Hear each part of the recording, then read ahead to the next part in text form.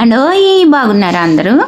ఈరోజైతే నేను గారెలు క్రిస్పీగా ఆయిల్ లాక్కుండా ఎలా చేయాలి, ఏంటి, ఎన్ని నీళ్ళు పోసుకోవాలి, ఎలా రుబ్బాలి, పిండి ఎన్ని గంటలు నానబెట్టాలి, సరిగ్గా మీకు పర్ఫెక్ట్గా అయితే చెప్తా అండి. ఈ ప్రాసెస్లో మీరు చేసుకుంటే కనుక గారెలు అనేవి అద్భుతంగా అమోఘంగా వస్తాయండి బాబా. ముందుగా మనం మినపప్పుని 4 గంటలు నానబెట్టాలండి. అది పట్టు మినపప్పు అయినా పర్లేదు, పట్టు తీయని మినపప్పు అయినా పర్లేదు. 4 గంటలు అండి, ఎక్కువ నానబెట్టద్దు. 4 గంటలు నానిన తర్వాత ఇలాగ మనం గ్రైండర్ చేసుకోవాలి.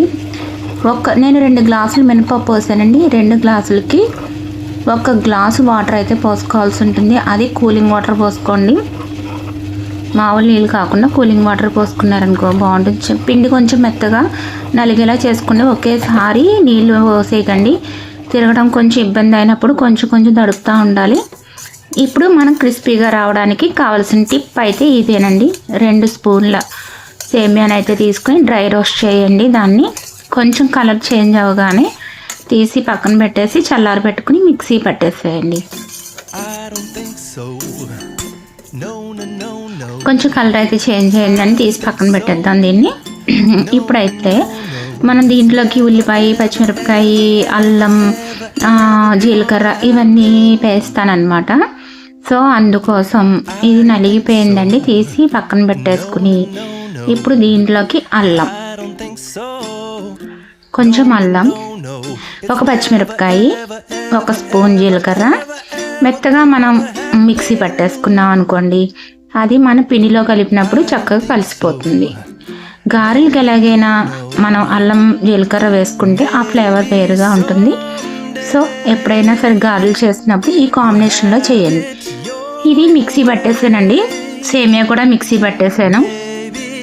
చిన్నగా కట్ చేసుకున్న ఉల్లిపాయలు, పచ్చిమిరపకాయలు పేస్ట్, సేమియా, నెక్స్ట్ బియ్యం పిండి, కొంచెం సాల్ట్, 2 స్పూన్లు సాల్ట్ అయితే వేస్తున్నానండి. 2 గ్లాసులు పోసాను కాబట్టి నాకైతే ఆ స్పూన్తో కొలత పెట్టుకుంటాను నేను. 1 గ్లాస్కి 1 స్పూన్ సాల్ట్ అనమాట. అలాగా నేను 2 స్పూన్లు వేసాను. దీంట్లో నేను వంట సోడా కూడా యాడ్ చేయనండి. గారెలు అనేవి అయినా సరే అద్భుతంగా చాలా క్రిస్పీగా అయితే వస్తాయండి. బియ్యం పిండి కూడా వేసేసుకుని 1 గ్లాసు బియ్యం పిండి వేసుకోండి. 2 స్పూన్ల ఉప్మా రవ్వ ఉంటుంది చూసారా, అది కూడా వేసుకోండి. 2 స్పూన్ల ఉప్మా రవ్వ, 1 గ్లాసు బియ్యం పిండి, ఇవన్నీ ఒకే యాంగిల్లో మనం కలపాలి. అటు ఇటు కలుపుకోకూడదు. వాటర్లో ఇలా తేలాలన్నమాట పిండి. అప్పుడు మన పిండి స్ట్రక్చర్ అనేది పర్ఫెక్ట్గా వస్తుంది. నూనెలో కొంచెం చింతపండు వేసుకోండి. నేను కొంచెం పెరుగు తీసుకున్నాను, మజ్జిగ, దాంట్లో కొంచెం పసుపు వేసాను చేతులు తడి చేసుకోవడానికి అనమాట. మనం ఇలాగా పెరుగులో అయితే చేతులు ముంచుకుని నీళ్ళలో కాకుండా ఇలా గారెలు వేసుకున్నాం అనుకోండి, కలర్ బాగా వస్తుందన్నమాట. చాలా బాగుంటుంది చూడడానికి కూడా. అయిపోయినాయండి క్రిస్పీ గారెలు అనేవి. మీరు ఈ పద్ధతిగా పాటించి రుబ్బుకున్నారనుకోండి, గారెలు ఆయిల్ లాగవు, లోపల కూడా క్రిస్పీగా ఉంటాయి. పైన క్రిస్పీగా ఉంటాయి, లోపల కూడా చాలా బాగుంటుంది అనమాట, మెత్తగా వస్తాయి. సో ఇలా ట్రై చేయండి. Thank you so much for watching.